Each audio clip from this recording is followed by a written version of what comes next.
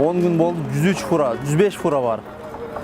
Бар жону 25-26 тоннадан цемент бар.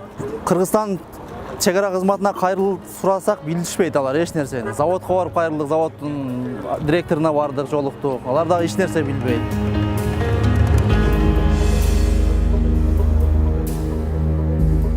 Стоим, стоянку платить, расходы каждый день, живем в машине. Что делать дальше, не знаем.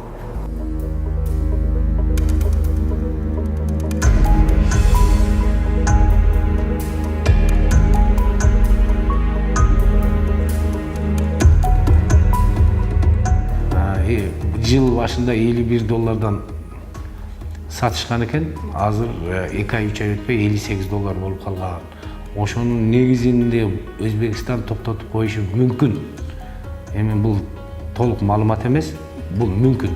Болушу мүмкүн деген мындай шек саноолор болуп атат да.